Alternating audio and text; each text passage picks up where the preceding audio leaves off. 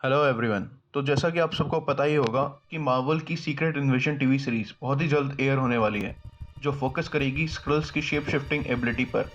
जिसका यूज़ करके स्क्रल अर्थ की डिफेंस फोर्सेस जैसे कि सीआईए और शील्ड को कितने अंदर तक इन्वेड कर चुके हैं। और ट्रेलर के अकॉर्डिंग अपना निक फ्यूरी इनके सामने एक अकेला ढाल बनकर खड़ा हुआ है। बट कॉमिक्स में ये इतना छोटा इवेंट नहीं था।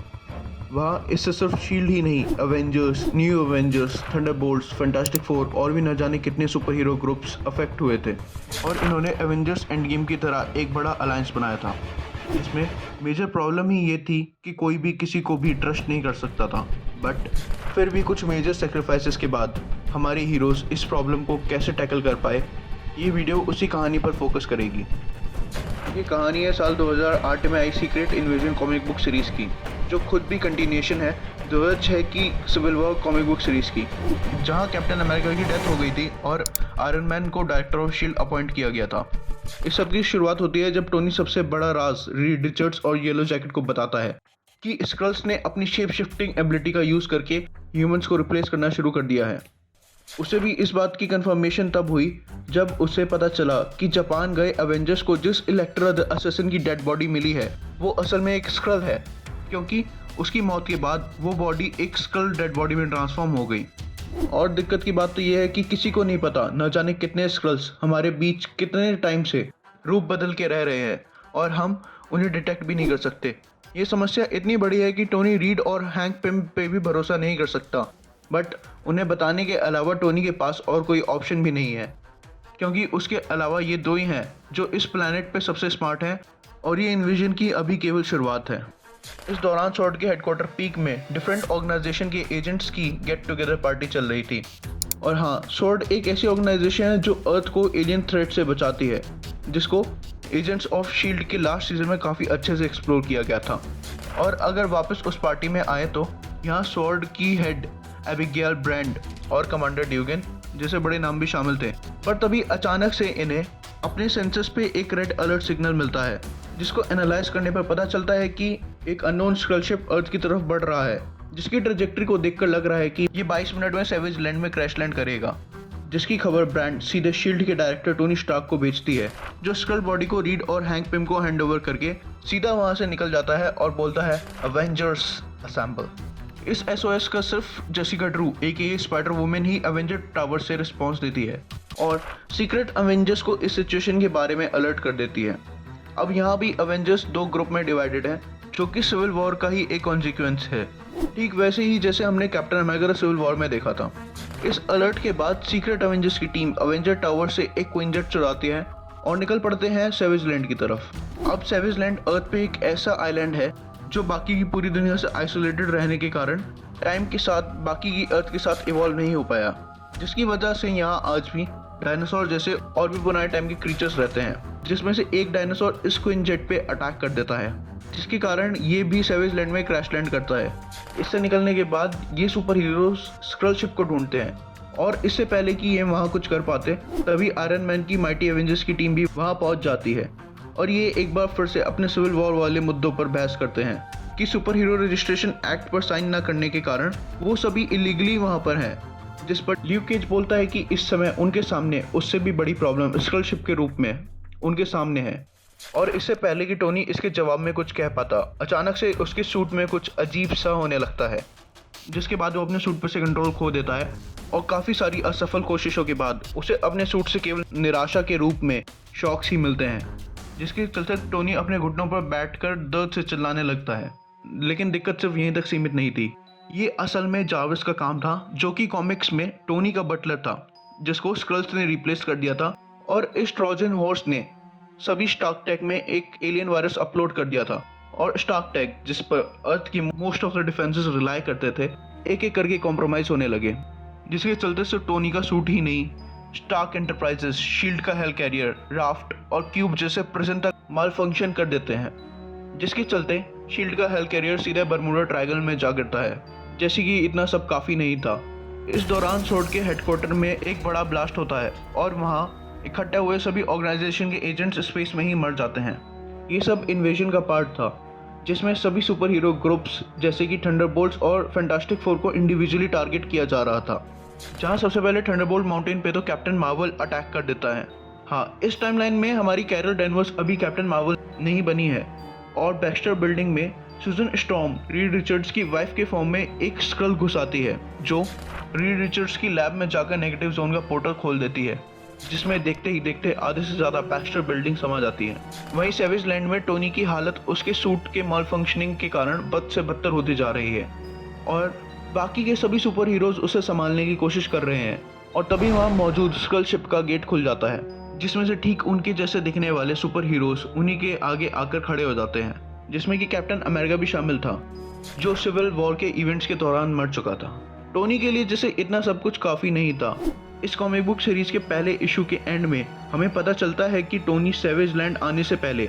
जिस रीड रिचर्ड्स और हैंक पिम को अपनी लैब में छोड़कर आया था, उसमें से भी हैंक पिम एक स्क्रल शिप शिफ्टर था जो रीड को ही शूट कर देता है। तो कुछ इस तरह से कॉमिक्स में सीक्रेट इन्वेजन की शुरुआत हुई थी, बट असल शुरुआत तो कई सालों पहले ही हो चुकी थी, वो भी एक अननोन प्लैनेट पे, जहाँ कुछ स्क्रल सोल्जर्स अपनी क्वीन को आकर बताते हैं कि उनका स्क्रल थ्रोन वर्ल्ड अब पूरी तरह से डिस्ट्रॉय हो चुका है, जिसके बारे में क्वीन को ओल्ड स्कल्पचर्स की मदद से पहले से पता चल चुका था। जिसको देखते हुए क्वीन ने अपनी स्पीशीज को बचाने के लिए ही ये पूरा इन्वेजन का कंटिजेंसी प्लान बनाया, जिसके इतने सालों बाद आज सेवेज लैंड में अवेंजर्स और स्क्रल शिप से निकले उन्हीं के जैसे दिखने वाले सुपर हीरोज आपस में लड़ रहे थे, क्योंकि दो इतने सारे एक जैसे दिखने वाले सुपर हीरोज में से हर कोई अपने आप को ऑथेंटिक यानी असली बता रहा था, जिसकी वजह से अवेंजर्स का एक दूसरे पर भरोसा ही उनकी सबसे बड़ी कमजोरी बन गया था। अब यहाँ सुपर हीरोज में ही आपस में एक वॉर शुरू हो जाती है, जहाँ कोई खुद के बहरूपी से लड़ रहा है, तो कोई अपने मरे हुए दोस्त से, कोई अपनी वाइफ को बचाने के लिए लड़ रहा है,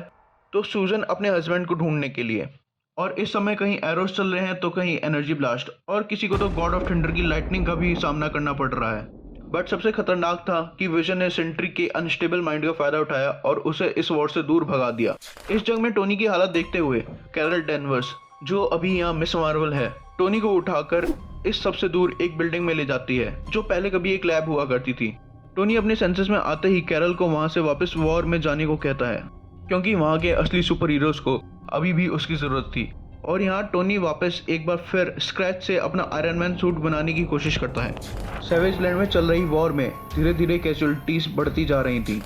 जहाँ सबसे पहले रोनिन स्कल शिप से आए हॉकाई को मारकर उसका बो एंड एरो उठा लेता है और बाकी सब पर अटैक शुरू करता है। बट जैसे ही रोनिन और कैप्टन अमेरिका एक दूसरे के सामने आते हैं, तभी सेवेज लैंड का एक डायनासोर उन पर अटैक कर देता है। इसके जाने के बाद जब वो लोग कैजुअलिटीज पर ध्यान देते हैं, तो पता चलता है कि हॉकाई और इम्पोस्टर स्पाइडरमैन की डेड बॉडी अब वापस एक स्क्रल में ट्रांसफॉर्म हो चुकी है, जिससे ल्यूक केज और वुल्वरीन को सिचुएशन की ग्रेविटी का अंदाजा होता है कि वो लोग अपने साथ लड़ रहे किसी और पर भरोसा भी नहीं कर सकते। जिस पर ल्यूक केज बोलता है कि अगर स्क्रल्स हमसे इतनी नफरत करते हैं तो हमें सीधा न्यूक्लियर बॉम्ब से क्यों नहीं उड़ा देते या फिर किसी और तरीके से तबाह क्यों नहीं कर देते। वुल्वरीन कंक्लूड करता है कि उन्हें हमारा प्लैनेट इंटैक्ट चाहिए और उसमें हम भी ना हो, और इसके लिए वो खुद मेहनत भी नहीं करना चाहते। स्क्रल चाहते हैं कि हम आपस में एक दूसरे को इस गलतफहमी में मार दें कि कहीं वो स्क्रल तो नहीं। तभी वुल्वरीन मॉकिंगबर्ड को देखता है, जो हॉकाई की वाइफ थी, बट वो भी स्क्रल शिप से निकली थी, जिसको देखते ही वुल्वरीन उसे मारने के लिए दौड़ पड़ता है और रोनिन उसे अपने तीरों से रोकता है और बोलता है, लेट मी हैंडल दिस। जिसके बाद रोनिन मॉकिंगबर्ड से सिर्फ इतना पूछता है कि 12 अक्टूबर को क्या हुआ था, जिसका मॉकिंगबर्ड रोते हुए जवाब देती है कि तब उसने मिसकैरेज फेस किया था, जिसके बारे में इन दोनों ने किसी को नहीं बताया था, और अगर वो आज जिंदा होता या होती तो उसका बर्थडे 12 अक्टूबर को होता। इतना सुनते ही रोनिन को उस पर भरोसा हो जाता है और वो वुल्वरीन को बोलता है, this will be my call. वहीं दूसरी तरफ मैनहट्टन में बैक्स्टर बिल्डिंग की जगह खुला एक बड़े से नेगेटिव जोन का पोर्टल को देख नॉर्मल पब्लिक काफ़ी पैनिक कर रही थी और उनकी घबराहट और भी काफ़ी बढ़ जाती है जब वो मैनहट्टन के ऊपर एक और बड़े से एलियन शिप को देखते हैं। ये एलियन शिप भी स्क्रल्स का ही एक वॉरशिप था, जिसमें से बीम आउट होती है स्क्रल्स की आर्मी, जो कि हमारे एवेंजर्स की ही सस्ती कॉपी थी, जिनके पास एवेंजर्स की पावर्स तो थी बट दिखने में एकदम स्क्रल्स के जैसे थे, जो अपनी एवेंजर्स वाली पावर का यूज़ करते हुए आम जनता पर अटैक शुरू कर देते हैं। जिसको देखते हुए यंग एवेंजर्स अपनी ट्रेनिंग कैंप छोड़कर इनसे मुकाबला करने के लिए आ जाते हैं। बट स्क्रल्स इनसे काफ़ी ज़्यादा स्ट्रॉन्ग थे, जो इन यंग एवेंजर्स को इजीली compete करते हुए अपना अटैक कंटिन्यू रखते हैं। और जब न्यू एवेंजर्स का ग्रुप बस हारने ही वाला था, तभी एंट्री होती है हमारे निक फ्यूरी की, जो वैसे तो इस स्टोरी लाइन में वाइट था, बट कहीं से भी अपने एमसीयू वाले निक फ्यूरी से कम नहीं था। और तो और ये अपनी एक पूरी टीम के साथ आया था, जो कि लैस थी एलियन टेक्नोलॉजी से, जिन्होंने देखते ही देखते पूरी स्क्रल आर्मी को वापस लौटने पर मजबूर कर दिया। सेवेज लैंड में जेसिका ड्रू AKA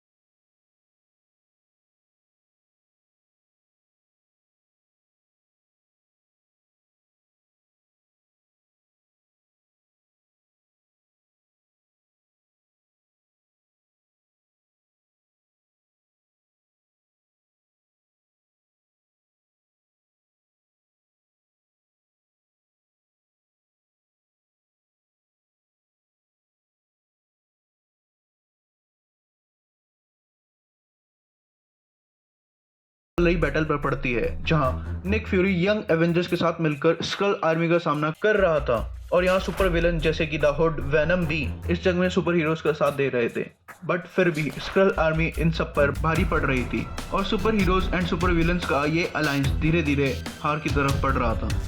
ठीक तभी एक तेज लाइटनिंग के साथ वहाँ एंट्री होती है हमारी गॉड ऑफ थंडर थॉर की। वहीं सेवेज लैंड में ब्लैक विडो, आयरन मैन और Jessica Drew AKA Skrull Queen की कन्वर्सेशन छुपकर सुन रही थी। तभी बीस्ट और जीन ग्रे भी वहां आ पहुंचते हैं,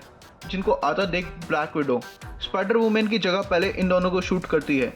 जिसका फायदा उठाते हुए जेसिका वहां से भाग निकलती है। जिसके बाद नताशा सबसे पहले जाकर टोनी को संभालती है और टोनी की हालत यहाँ इतनी खराब है कि वो कुछ बोल भी नहीं पा रहा, जिसको देखते हुए नताशा टोनी को एड्रेनलिन का एक शॉट देती है और फिर पूछती है कि बताओ क्या दिक्कत है। जिस पर टोनी बोलता है कि मैं शायद एक स्क्रल हूँ और ये सब मेरी ही गलती है। जिस पर नताशा बोलती है कि नहीं, उन्होंने तुम्हारे को पॉइजन दिया था और इस सिचुएशन पर फोकस करने की कोशिश करो। टोनी पूछता है अगर ऐसा है तो फिर मैं अभी जिंदा क्यों हूँ। जिस पर नताशा कहती है कि वो तुम्हारे दिमाग से खेलना चाहते हैं, बट क्योंकि इस प्लेनेट पे सिर्फ 5 ही लोग हैं जो ये सब रोक सकते हैं और तुम उनमें से एक हो। और अगर तुम्हें अभी भी अपने पर क्लियरिटी नहीं है तो सिर्फ इतना बताओ कि तुम मुझे मारना चाहते हो या उन स्क्रल्स को। जिस पर टोनी जवाब देता है स्क्रल्स को, और नताशा कहती है अभी फिलहाल के लिए इतना काफ़ी है, बाकी हम बाद में फिगर आउट कर लेंगे। इतने में वुल्वरीन भी वहाँ पहुँच जाता है और नताशा उसे भी शूट कर देती है। और उसकी ऑथेंटिसिटी कंफर्म करने के बाद नताशा कहती है कि आज मैं सवाल पूछने से पहले गोली मार रही हूँ और तुम्हारे हीलिंग फैक्टर के चलते तुम्हें क्या ही फर्क पड़ता है। इतने में टोनी अपने सेंसेस में वापस आता है और कहता है कि अब हमें रीड रिचर्ड्स की खास जरूरत पड़ेगी। अगर तुम्हें याद हो, लास्ट टाइम रीड रिचर्ड्स को स्टार्क लैब में हैंक पिम के शेप शिफ्टर ने एक स्क्रल टैग से शूट किया था, जिसके बाद उसका पूरा मॉलिक्यूलर स्ट्रक्चर पूरी तरह से बदल चुका था और उसकी बॉडी अब एक लिक्विड की तरह बिहेव कर रही थी। जिसके बाद भी स्क्रल इसको अपने प्लान के लिए एक मेजर थ्रेट समझकर उसे अपनी एक शिप से आउटर स्पेस में ले गए, जहां स्वॉर्ड के हेडक्वार्टर में हुए ब्लास्ट के बाद कुछ एजेंट्स बस किसी तरह लो अर्थ ऑर्बिट में सर्वाइव कर रहे थे, जिसमें से जैसे तैसे एबिगेल ब्रेंट एक स्कल शिप तक पहुंचती है और एबिगेल ब्रेंट के पास ये पावर थी कि वो इस यूनिवर्स की किसी भी लैंग्वेज को समझ सकती थी, जिसकी मदद से ये उस शिप को अनलॉक करती है और अंदर पहुंचते ही वो सबसे पहले वहाँ के सीसीटीवी कैमरा फुटेज को एनालाइज करती है, जिससे उसे पता चलता है कि अर्थ पे कहाँ कहाँ अटैक हो रहा है। और उनमें से एक स्क्रीन को देखकर उसे पता चलता है कि रीड रिचर्ड्स भी उसी शिप पे है। तो वो खुद को एक स्कल एजेंट बताती है जो डायरेक्टली क्वीन के ऑर्डर्स को फॉलो कर रही है,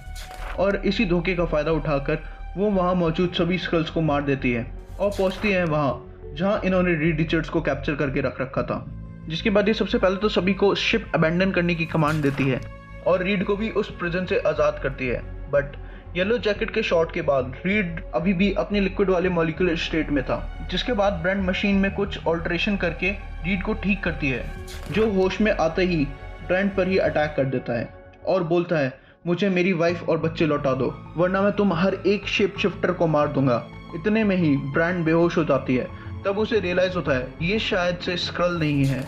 और फिर जब ब्रेंट को वापस होश आता है तो वो रीड से पूछती है ये शिप इतना वाइब्रेट क्यों कर रहा है। तो रीड बताता है कि ये शिप वाइब्रेट नहीं कर रहा बल्कि इस शिप पर अटैक हो रहा है, और ब्रेंट से माफ़ी भी मांगता है कि उसने गलती से उसे स्क्रल समझकर चोक कर दिया था। बट अब दिक्कत की कोई बात नहीं, उसने ब्रेंट पर जेनेटिक टेस्ट करके कंफर्म कर लिया है कि वो स्क्रल नहीं है। इसके बाद ये दोनों एलियन शिप को लेकर सैवेज लैंड की तरफ निकल पड़ते हैं। अब सैवेज लैंड में टोनी, नताशा और वुल्वरीन को बाकी के बचे हुए सुपर हीरोज ने घेर लिया है, और यहाँ एक बार फिर से सब इसी कंफ्यूजन में है कि इनमें से कौन असली है और कौन स्क्रल है।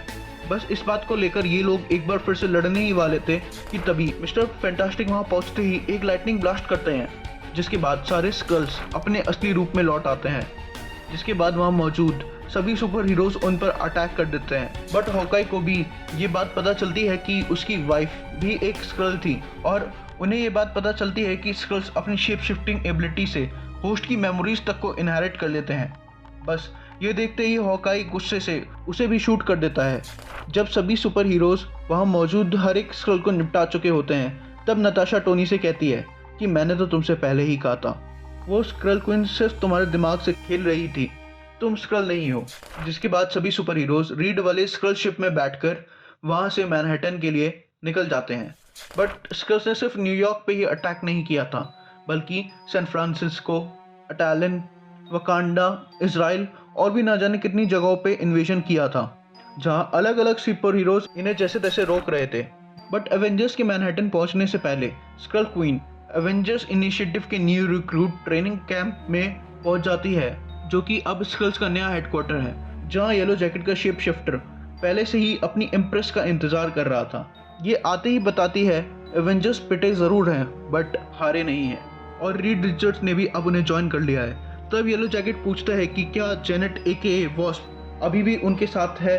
अगर है तो अब वही एक लास्ट रिजॉर्ट है हमारी जीत का। इस दौरान एवेंजर्स शिप में Jessica Drew AKA Spider Woman AKA Skrull Queen के बारे में डिस्कस करते हैं कि पता नहीं कितने टाइम से वो हम सब के बीच रहते हुए ये सब प्लान कर रही थी, और अगर इतने सारे लोगों की जगह स्क्रल्स हैं तो सारे असली ह्यूमंस कहाँ हैं। और वहीं मैनहट्टन में कुछ सिरफिरे लोग स्क्रल्स को सपोर्ट करते हुए अपना प्रोटेस्ट शुरू करते हैं, जिन्हें फाइनली निक फ्यूरी की टीम बचाती है और अपनी लड़ाई स्क्रल आर्मी के साथ कंटिन्यू रखती है। तभी एक बहुत तेज लाइटनिंग के साथ इस वॉर को ज्वाइन करता है Thor, the God of thunder, जिसकी आवाज़ से सबका ध्यान इंक्लूडिंग स्क्रल क्वीन थॉर की तरफ आ जाता है, जो जानती है कि अगर थॉर बैटलफील्ड में रहा तो उनका ये बैटल जीतना लगभग नामुमकिन हो जाएगा। इतने में ही एवेंजर्स भी इस पार्टी को ज्वाइन करते हैं। बट सबसे पहले फेस ऑफ होता है कैप्टन अमेरिका और थॉर का, क्योंकि सबको यही पता है कि कैप्टन अमेरिका सिविल वॉर के इवेंट्स के दौरान मर गया था, बट अब वो सबके सामने खड़ा है, जिसकी वजह से सबसे पहला कंक्लूजन यही आता है कि वो एक स्क्रल है। बट रीड का टैग यूज़ करने के बाद भी कैप्टन ही रहता है। इतने में स्क्रल क्वीन अपनी पूरी स्क्रल आर्मी के साथ एवेंजर्स के सामने आ जाती है, और इधर Mighty Avengers, New Avengers, Secret Avengers, Thor, Nick Fury और नॉर्मन ऑसबॉर्न के थंडरबोल्ट्स एक अलायंस बनाते हैं। यह स्क्रल क्वीन कहती है कि स्क्रल्स ह्यूमंस को नुकसान नहीं पहुंचाना चाहते थे, बल्कि वो ह्यूमंस को आगे आने वाले खतरों के लिए इवॉल्व करना चाहते थे। और तुम ह्यूमंस के इस रिबेल के बाद भी स्क्रल गॉड तुमसे प्यार करता है। और तभी निक फ्यूरी कहता है, वो सब तो ठीक है, बट मेरे गॉड के पास एक हैमर है। जिसके बाद होता है एंड गेम के लेवल का Avengers!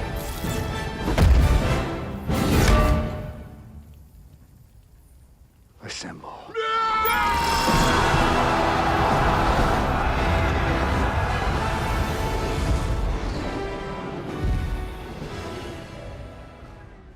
जिसके बाद एवेंजर्स और स्क्रल बिना किसी इम्पोस्टर के आमने सामने थे, जहां हर एक एवेंजर अपने साथी एवेंजर पर पूरा भरोसा कर सकता था। जिसके बाद सभी एवेंजर्स अपनी फुल पोटेंशियल का यूज करके स्क्रल्स को मारने के लिए दौड़ पड़ते हैं। कुछ स्क्रल्स को मारने के बाद कैप्टन अमेरिका बोलता है, अगर हमें इस इन्वेजन को रोकना है तो हमें स्क्रल क्वीन को यानी स्पाइडर वुमेन को पहले रोकना पड़ेगा। तो वहीं स्क्रल क्वीन अपनी आर्मी से कहती है कि अगर हमें ये जंग जीतनी है तो हमें पहले रीड रिचर्ड्स से निपटना पड़ेगा। इन सब के बीच जैनेट हैंक पिम पर अटैक करती है, जो कि एक स्क्रल था, बट हैंक जैनेट को आता देख अपने सूट का यूज़ करके जायंट मैन में बदल जाता है और तब एवेंजर्स पे अटैक करता है कि तभी अचानक से स्ट्रेचर जायंट वुमेन में ट्रांसफॉर्म होकर हैंक को एक जोरदार मुक्का मारती है। और इस दौरान थंडरबोल्ट्स का असैसिन बुल्सआई स्पाइडरमैन को टारगेट करके एक रॉकेट फायर करता है, जिसे स्पाइडरमैन अपनी स्पाइडर सेंसेस की हेल्प से डॉज करता है और वो रॉकेट सीधा हैंक पिम की आंख में जा लगता है और हैंक पिम एक बड़े से ब्लास्ट के साथ गिर जाता है। इसके बाद आयरन मैन बैटलफील्ड से चला जाता है क्योंकि उसका आर्मर ऑलरेडी एक बार कॉम्प्रोमाइज हो चुका था और अब वो इससे ज़्यादा डैमेज नहीं झेल पाएगा। जिसके बाद सुजन की शेप शिफ्टर्स की फॉर्म में काफ़ी सारे स्क्रल्स एक साथ रीड पर अटैक कर देते हैं, जिनसे उसे निक फ्यूरी और उसके एजेंट्स बचाते हैं और वोल्वरीन मौका मिलते ही तुरंत स्क्रल क्वीन की तरफ अटैक कर देता है, जहां स्पाइडर वुमेन अपनी मैजिकल पावर्स का यूज़ करके वोल्वरीन की एक आंख फोड़ देती है, बट वोल्वरीन अपने क्लॉज उसके राइट शोल्डर में घुसा देता है।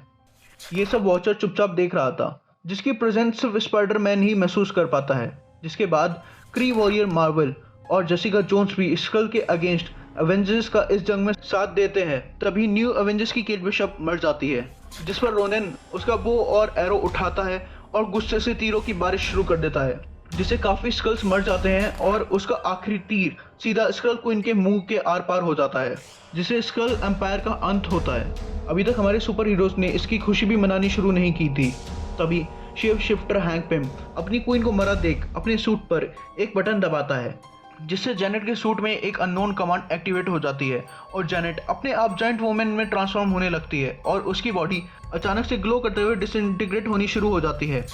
और उसे याद आता है कि हैंक ने उसके ग्रोथ फार्मूला को इन्फेक्ट कर दिया था, जिसके बाद वो अब एक बायोलॉजिकल बॉम्ब बन चुकी है और उसे अब बचाया नहीं जा सकता। बट बाकियों को बचाने के लिए थॉर अपने हैमर को जोर से घुमाकर एक अपवर्ड ड्राफ्ट क्रिएट करता है, जिससे जैनेट की पूरी बॉडी छोटे छोटे पार्ट्स में डिसइंटीग्रेट होकर स्पेस में चली जाती है। इतने में स्क्रल क्वीन एक बार फिर से खड़ी होती है और जब तक एवेंजर्स में से कोई उस तक पहुंच पाता तब तक नॉर्मन ऑसबॉर्न फाइनल किल शॉट लेता है, जिसे मीडिया भी कवर करती है। ये देखते ही बचे हुए स्क्रल्स अर्थ छोड़कर भागने लगते हैं। तभी थंडरबोल्ट्स और Avenger no loose end protocol के चलते स्क्रल के सभी वॉरशिप को डिस्ट्रॉय कर देते हैं और उनमें से एक शिप को टोनी अर्थ पे ले आता है,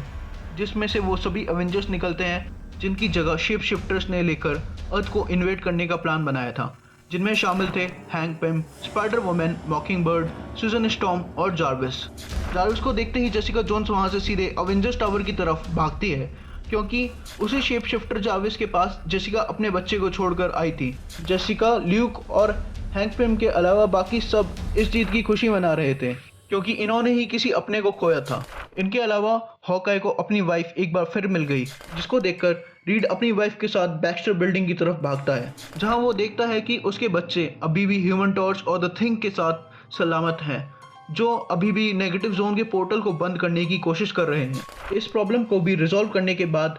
सबके लिए अब खुशियां मनाने का टाइम था, पर टोनी के लिए नहीं। टोनी थॉर से बोलता है कि मुझे अच्छा लगा कि तुम हमारी ज़रूरत में हमारी मदद करने आए। जिसके बाद थॉर बोलता है, मेरे इरादों को गलत मत समझना, बट मैं यहाँ हूँ क्योंकि मेरी यहाँ ज़रूरत थी, और सिविल वॉर के इवेंट्स के बाद मैं अब कभी भी तुम्हारी किसी भी जंग में तुम्हारा साथ देने नहीं आऊँगा। जैसे टोनी के लिए सिर्फ थॉर का गुस्सा काफ़ी नहीं था, इसके बाद गवर्नमेंट टोनी को स्क्रल इन्वेजन का जिम्मेदार ठहराती है क्योंकि वो पहले से इस थ्रेट का पता नहीं लगा पाया और पता चलने के बाद भी चीज़ों को हैंडल नहीं कर पाया। और तो और ह्यूमन काइंड का हर एक डिफेंस स्टार्क टेक से लेस होने के कारण हर एक चीज़ कॉम्प्रोमाइज़ हो गई, जिसके बाद टोनी से उसका सब कुछ छीन लिया गया और शील्ड को डिसॉल्व कर दिया गया। और इसके बाद डिफेंस के कॉन्ट्रैक्ट के साथ साथ इस इन्वेजन को रोकने के लिए थंडरबोल्ट्स और नॉर्मन ऑसबॉर्न को सम्मानित किया गया। इसके साथ सीक्रेट इन्वेजन की कहानी यहीं खत्म होती है। हालांकि इस स्टोरी को जाना जाता है कि कैसे राइटर्स ने अपनी पुरानी गलतियों को सुधारा, जैसे कि कैप्टन अमेरिका, मॉकिंगबर्ड और इलेक्ट्रा जैसे कैरेक्टर्स को वापस रिवाइव करना। जहां ये बात अभी भी एक कंट्रोवर्शियल टॉपिक है कि सिविल वॉर के इवेंट्स के बाद कैप्टन स्कल शिप तक कैसे पहुंचता है या उसे जिंदा ही कैसे किया, जिन पर आप अपने थॉट्स कमेंट सेक्शन में व्यक्त कर सकते हैं। बाकी ये भी बताना कि ये कॉमिक रन आप लोगों को कैसा लगा या नेक्स्ट आप कौन सी कॉमिक की स्टोरी सुनना पसंद करेंगे। तो इसी के साथ इस वीडियो को रैप करते हैं और मिलते हैं नेक्स्ट वीडियो में।